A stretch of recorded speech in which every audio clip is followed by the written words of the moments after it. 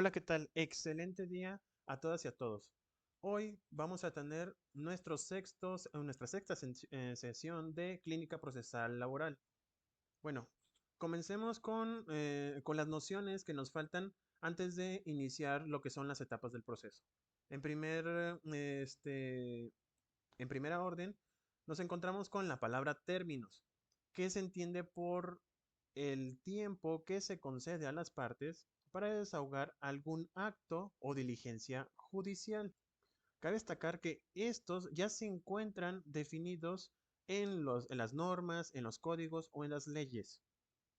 Y también los solemos confundir con los plazos.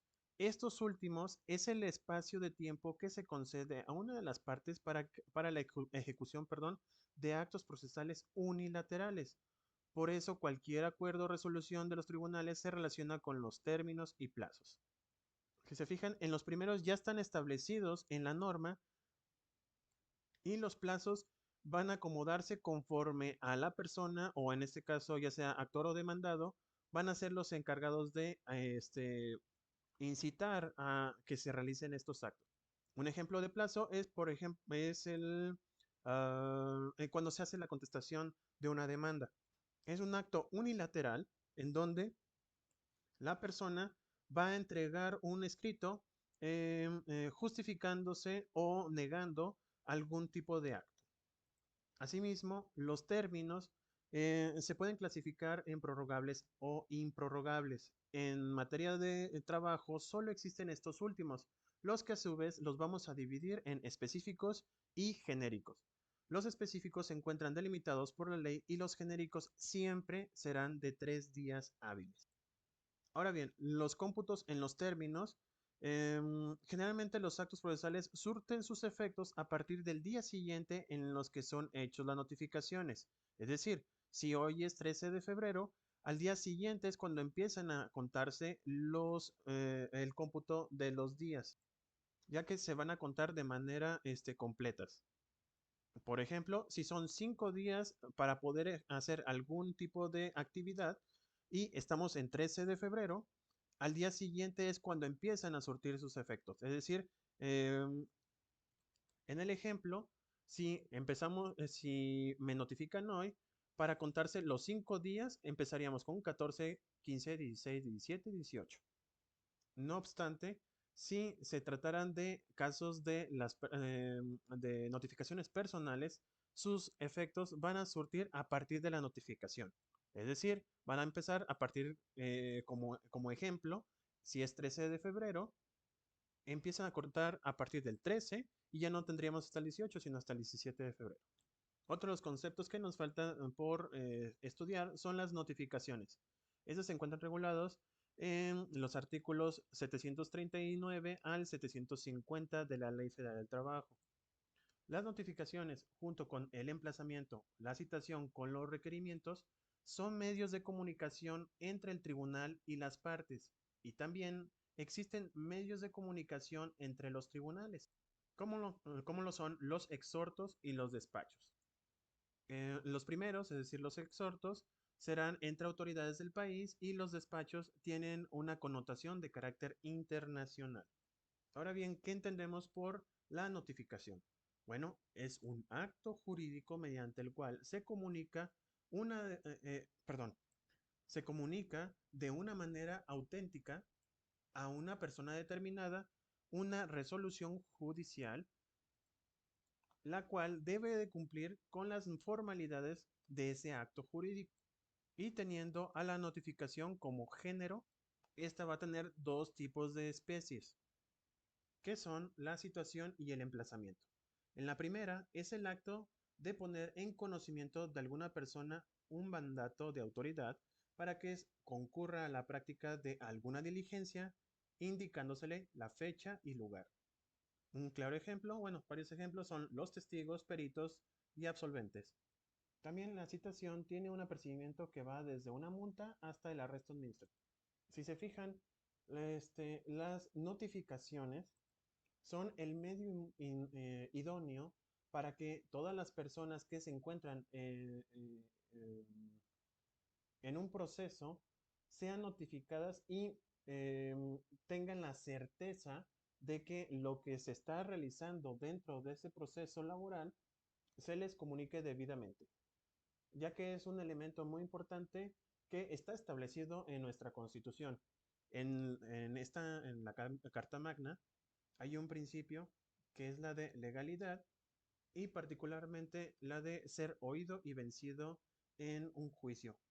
Y para ello se le tiene que tener siempre, pero siempre, en consideración en cada una de las etapas. De lo contrario, existiría una violación a estos principios y por lo tanto se tumbaría, bueno, cuando si hay alguna violación y se comprueba, estaríamos hablando a la interposición de algún amparo y tumbaría todo el procedimiento hasta el momento en que se violentaron dichos derechos. Para ello, en materia laboral, tenemos un procedimiento debidamente regulado de una serie de situaciones legales en las que por encontrarse implicada de manera directa la garantía de audiencia, se establece que en varios casos explícitamente determinados debe el tribunal notificar personalmente a los interesados y a esto se le llama notificación personal, como ya podemos ver listo, existiendo, entre otros muchos casos, el emplazamiento a juicio, la contestación, el laudo, desahogo de pruebas, etcétera. Y las vamos a encontrar algunas de ellas en el artículo 741. Ahí vienen desglosados cada uno de los actos que se tienen que notificar personalmente. Otra de las notificaciones es las que conocimos como emplazamiento, el cual es el acto en virtud del cual el tribunal hace el conocimiento del demandado que se ha planteado una demanda en su contra y le corre traslado con la misma, requiriéndole que cuando ocurra a su defensa, o bueno, concurra, mejor dicho, a su defensa, señale domicilio en el lugar donde debe residir el tribunal para que responda del resultado del juicio. Hecho el emplazamiento en forma legal, existen apercibimientos, perdón, para el caso de que el demandado no comparezca a juicio en el sentido de que se tendrá por cierto lo que se diga en la demanda, salvo prueba en contrario. ¿Se acuerdan que les había dicho que es el medio de comunicación idóneo? Es la única, mejor dicho, la forma en que una autoridad va a comunicarle a una persona que se le está atribuyendo algún tipo de violación de algún derecho de otra persona por sus actos u omisiones. Entonces la autoridad le dice, oye, fíjate que esta otra persona, este, como ejemplo Fidel, está diciendo que tú no le has pagado, o mejor dicho, tú lo despediste en el trabajo y no le diste todos sus percepciones de ley. Así que, por favor, dime o contéstame si es verdad que lo que está diciendo la otra persona es correcto o es incorrecto. Trata de decirme si es verdad o no.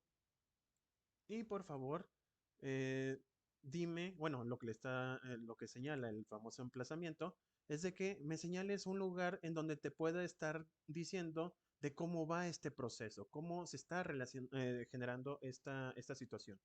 Bueno, dentro de las formas de notificación personales está algunas resoluciones, o mejor dicho, algunas determinaciones, creo que es la palabra correcta. Listo. ¿Qué determinaciones se notifican personalmente? Las vamos a ver en el artículo 742 y señala que serán personalmente las de emplazamiento a juicio y cuando se traten del primer proveído que se dicte en el mismo. Y ustedes me dirán que es el primer proveído. Es el acuerdo que dicta la Junta cuando encuentra irregularidades en la demanda y se le solicita al trabajador personalmente.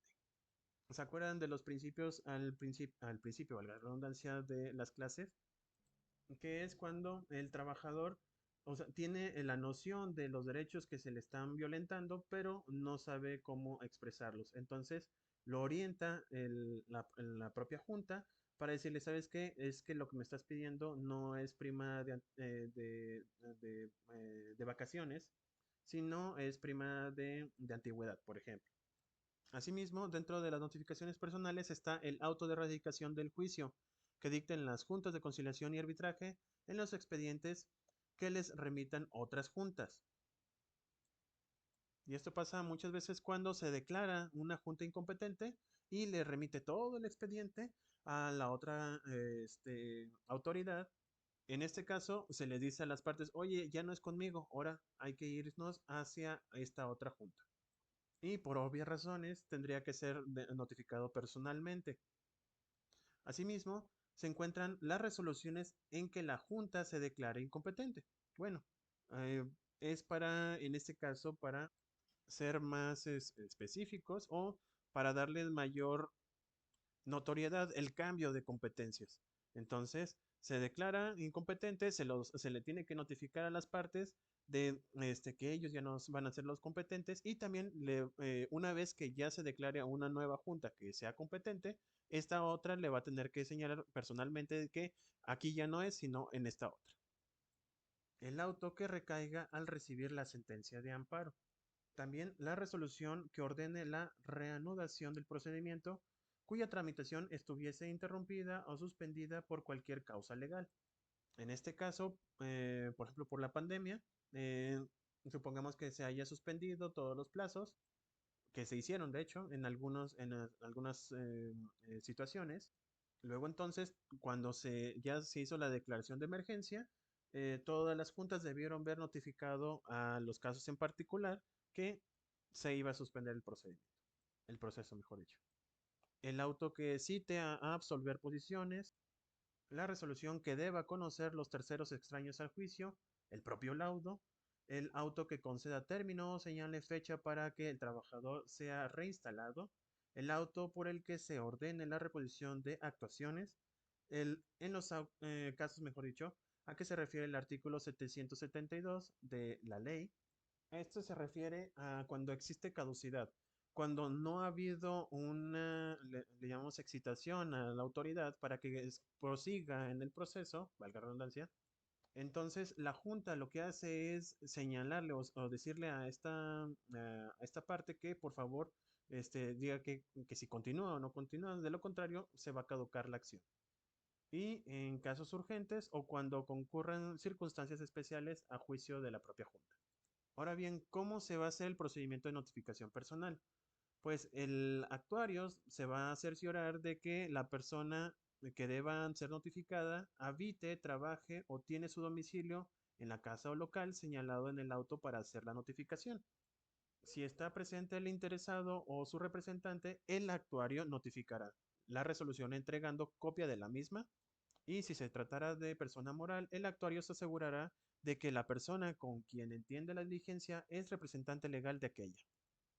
Respecto a la nulidad de notificaciones, en virtud de la importancia que representa el hecho de que la notificación se realice contrariando la normatividad aplicable, la misma puede ser anulable previa la tramitación del incidente correspondiente, que sería como un mini amparo dentro del proceso laboral.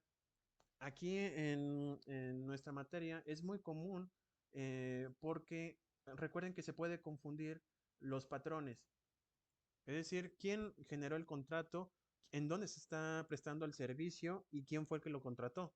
Puede haber infinidad bueno, no infinidad, pero sí varias causales por las cuales se puede determinar de que una persona no es el trabajador, digo, es el patrón original, o incluso puede ser el mismo domicilio que está señalando el trabajador o ex trabajador o ex empleado y resulta ser de que ya cambió incluso la empresa en donde se ubicaba, por decirlo de una manera, el local, pero como sigue siendo una empresa, pues a lo mejor lo notifican a esta persona y a lo mejor ni siquiera le correspondía, vamos.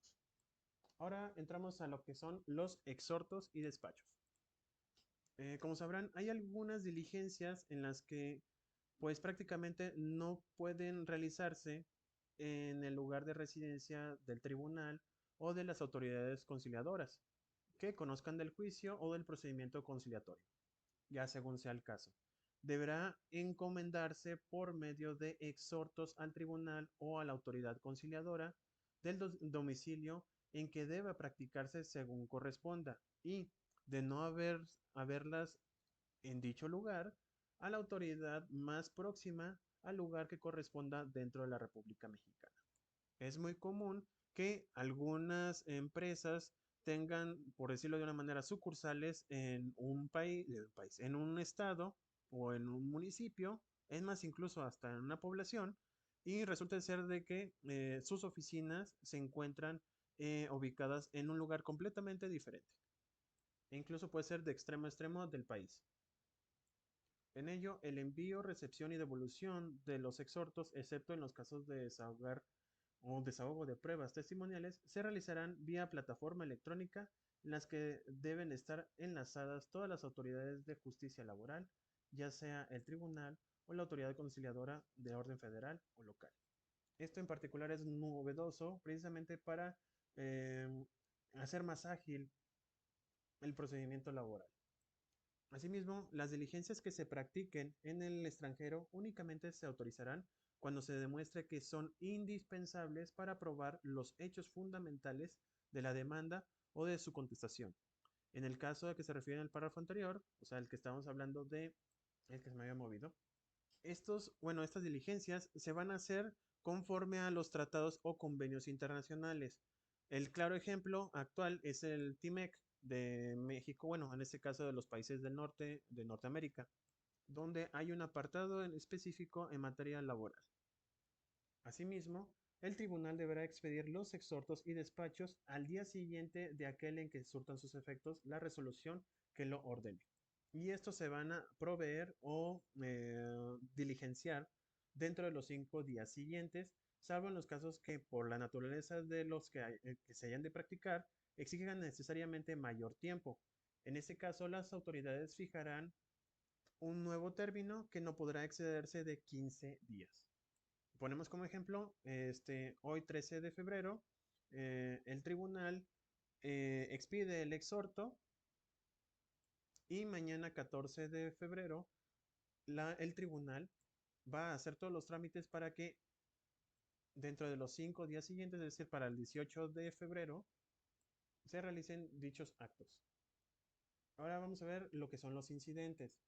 Estos son aquellos actos adicionales o imprevistos que se generan en el proceso y que deben ser resueltos previo o simultáneamente según constituya o no un obstáculo para la continuación del proceso. Y en virtud de ellos existen los incidentes genéricos o los de previo y especial pronunciamiento. Quienes se acuerdan de la materia procesal mercantil, hay muchísimos incidentes que acortan el proceso o lo extienden. Para el caso de materia laboral, los vamos a llamar genéricos y los de previo y especial pronunciamiento. Los primeros pueden incluso resolverse hasta la emisión del laudo, como por ejemplo la tacha de testigos, el cual son las circunstancias personales que hacen que una declaración pueda ser parcial, la cual, el incidente se puede interponer desde el momento de la diligencia testimonial o dentro de los 3 días después de la misma. Sin embargo, existen los incidentes de previo y especial pronunciamiento. Estos van a frenar el proceso, el procedimiento, mientras que no sean resueltos, va a quedar parado dicho proceso. Se van a relacionar con los presupuestos procesales, como por ejemplo los que tengan que ver con la personalidad, la nulidad y la acumulación, entre otros. ¿Cómo se tramitan estos incidentes? Se relaciona como cualquier juicio porque implica oír a las partes que ofrezcan sus pruebas y alegatos. Y al final se dicta una sentencia, como por ejemplo el incidente de nulidad de notificaciones. Para el caso de mal emplazamiento, por ejemplo, lo más prudente es que se haga dentro del término de 3 días de que se realice la notificación y, por ejemplo, presentamos no, por ejemplo, se presenta un escrito para interponer dicho incidente. O, por ejemplo, en el caso de un incidente de falta de personalidad del apoderado de la parte demandada, esta se va a dar a través de la audiencia inicial y si resultara procedente sus efectos, se entenderán como si no hubiera comparecido el demandado y se tiene por rebeldía. Para concluir el día de hoy, vamos a ver ahora lo que es acción. La acción es la facultad que se tiene para acudir ante un órgano jurisdiccional a fin de que se pronuncie respecto a un derecho en particular.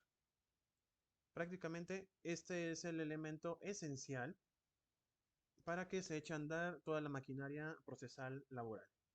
En lo que les comentaba en videos anteriores, donde si por alguna razón hay un despido y no se le pagaron de manera proporcional algunos preceptos o preceptos monetarios, sobre todo, y si la propia ley federal le permite accionar o generar algún un movimiento ante a las autoridades, em, entonces se estará estableciendo una acción excitando a las autoridades a que se imparta algún tipo de justicia. ¿Qué elementos tienen estas acciones? Pues primero el sujeto o sujetos, que son las partes que realizan la actividad. El sujeto pasivo, que será aquel contra de quien se va a obrar. Es decir, el trabajador, como ejemplo, el trabajador despedido injustificadamente. El sujeto pasivo, estaríamos hablando del patrón. Causa de accionar es el hecho o acto que produce la acción, en este caso el despido de esta persona. El interés, que implica el fundamento que condiciona la procedencia de la acción. La Ley Federal del Trabajo señala que cualquier persona que sea despedida de manera injustificada podrá acudir ante las juntas de conciliación o arbitraje o tribunales federales para que procedan conforme a la propia ley. Y el objeto, que es representado por el efecto que se quiere lograr con el ejercicio de la acción. En este caso, si me despidieron de manera injustificada y dice que la norma, la constitución, que se me deben entregar los irrenunciables, además de 3 meses de indemnización, ese va a ser mi objetivo final para poder ir e interponer esa demanda. Concluyo la clase del día de hoy. Previo a, bueno, voy a darles unos avisos. El segundo libro de reporte, le repito, el reporte es opcional y si lo ocupan para mejorar su calificación, ya sea en este primer parcial o en el segundo o en el tercero, los pueden utilizar de manera, digamos, de comodín para estos tres exámenes. El libro, estoy pensando que será Laberintos de la Soledad. No sé si lo conozcan. Es de Octavio Paz y se me hace un libro muy didáctico para ver cómo es que estamos ahorita o cómo fue nuestro pasado para ver cómo estamos actualmente. Y fíjense, estamos hablando que es un libro que fue publicado hace 30 años. Señala nuestras traumas y por qué actualmente somos o por qué somos mexicanos, pues no diría traumados históricamente, pero sí tienen un enfoque un tanto muy sui generis. De hecho, México es muy sui generis. Entonces, el libro, así como espero encontrar el audiolibro, los voy a subir a la plataforma y ya saben que en la misma les voy a poner un quiz que se tiene que resolver a más tardar el miércoles. Por mi parte es todo por esta clase. Muchísimas gracias y nos vemos, escuchamos y escribimos la siguiente semana.